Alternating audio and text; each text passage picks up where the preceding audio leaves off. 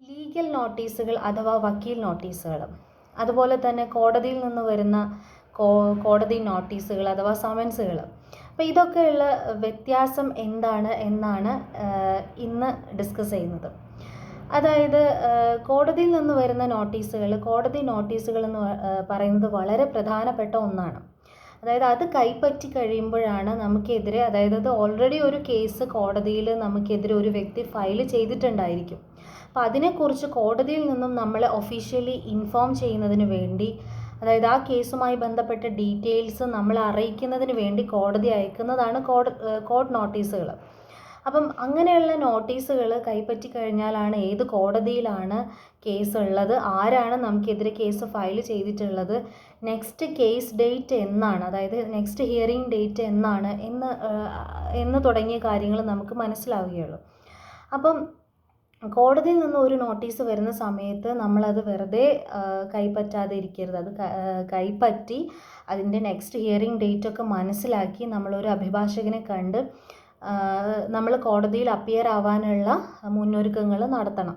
ഇല്ലെങ്കിൽ എന്താണ് സംഭവിക്കുക എന്ന് വെച്ചാൽ, ഒരുപക്ഷെ കോടതിയിൽ നമ്മുടെ ഭാഗം കേൾക്കാതെ നമ്മളറിയാതെ ആ കേസ് അങ്ങനെ തുടർന്നു പോവുകയും അവസാനം നമുക്കെതിരെ വിധി വരികയും ചെയ്യും എന്നുള്ളതാണ്. അപ്പോൾ കോടതി നോട്ടീസുകൾക്ക് വലിയ പ്രാധാന്യമുണ്ട് എന്നുള്ളതാണ്. എന്നാൽ ലീഗൽ നോട്ടീസുകൾ എന്ന് പറയുന്നത് എന്താണെന്ന് വെച്ചാൽ, അതായത് നമ്മൾക്ക് ഒരുപക്ഷെ ഏതെങ്കിലും ഒരു വ്യക്തി അല്ലെങ്കിൽ കുറച്ച് വ്യക്തികളൊക്കെ ആയിട്ട് ഏതെങ്കിലും രീതിയിൽ തർക്കങ്ങൾ ഉണ്ടാവുകയും, അപ്പം ആ വ്യക്തി, അതായത് നമ്മളുമായിട്ട് തർക്കത്തിൽ ഇരിക്കുന്ന വ്യക്തി ഒരു അഭിഭാഷകൻ മുഖേന നമുക്കൊരു നോട്ടീസ് അയക്കുകയാണ്. അതായത് നിങ്ങൾ തമ്മിലുള്ള ആ ഒരു പ്രശ്നം പരിഹരിക്കുന്നതിന് വേണ്ടി, രമ്യമായി പരിഹരിക്കുന്നതിന് വേണ്ടി നമുക്കൊരു അവസരം ഒരു നോട്ടീസിലൂടെ തരികയായിരിക്കും മിക്കവാറും ലീഗൽ നോട്ടീസുകളിൽ ഉണ്ടായിരിക്കുക. അതായത് ഇപ്പോൾ ഉദാഹരണം പറയുകയാണെന്നുണ്ടെങ്കിൽ, അതായത് ഇപ്പോൾ ഒരു കെട്ടിടം ഉടമ, അപ്പം കുറേ കാലമായിട്ട് അയാളുടെ വാടകക്കാരൻ അയാൾക്ക് വാടക കൊടുക്കുന്നില്ല. അപ്പം വാടക മുടക്കിയത് കാരണം ഓണർ ബുദ്ധിമുട്ടിലാണ്. അപ്പോൾ അയാൾ ഒരു വക്കീലിനെ പോയി കണ്ട്, ഇത്ര സമയത്തിനുള്ളിലും നിങ്ങൾ വാടക തരാതിരിക്കുകയാണെന്നുണ്ടെങ്കിൽ ഞാൻ കോടതിയിൽ കേസുമായിട്ട് മൂവ് ചെയ്യും എന്ന് പറഞ്ഞുകൊണ്ട്, അപ്പം നമുക്കൊരു അവസരം തരാണ്, ഇത്ര സമയത്തിനുള്ളിൽ നമ്മൾ ആ വാടക കൊടുക്കുകയാണെന്നുണ്ടെങ്കിൽ ആ പ്രശ്നം കോടതിയിൽ എത്താതെ അവർ തമ്മിൽ തന്നെ പരിഹരിക്കാനുള്ളൊരു അവസരം അവിടെ ആ ഒരു കെട്ടിട ഉടമ വാടകക്കാരന് ഒരു ലീഗൽ നോട്ടീസ്, ഒരു വക്കീൽ നോട്ടീസ് മുഖേന അയാൾ അറിയിച്ചുകൊണ്ട് രമ്യമായിട്ട് പരിഹരിക്കാനുള്ള ഒരു ശ്രമം നടത്തുകയാണ് ചെയ്യുന്നത്. അപ്പം ആക്ച്വലി വക്കീൽ നോട്ടീസ് വരുന്ന സമയത്ത് കോടതിയിൽ കേസൊന്നും ഉണ്ടായിരിക്കില്ല. അതായത് അവർ തമ്മിലുള്ള പ്രശ്നം പരിഹരിക്കപ്പെടുന്നില്ലെങ്കിൽ ഭാവിയിൽ എന്ത് ചെയ്യും, കോടതിയിൽ കേസ് കൊടുക്കാനുള്ള ചാൻസ് ഉണ്ട് എന്ന് പറഞ്ഞുകൊണ്ടായിരിക്കാം മിക്ക ലീഗൽ നോട്ടീസുകളും നമുക്ക് വന്നിട്ടുണ്ടാവുക. അപ്പോൾ ആക്ച്വലി കോടതി നോട്ടീസുകളുടെ അത്ര വലിയ പ്രാധാന്യമൊന്നും വക്കീൽ നോട്ടീസുകൾക്ക് ഉണ്ടായിരിക്കില്ല. പക്ഷേ നമ്മളത് ഗൗനിക്കാതിരിക്കരുത്, അതിൽ എന്താണ് പറഞ്ഞിട്ടുള്ളത്.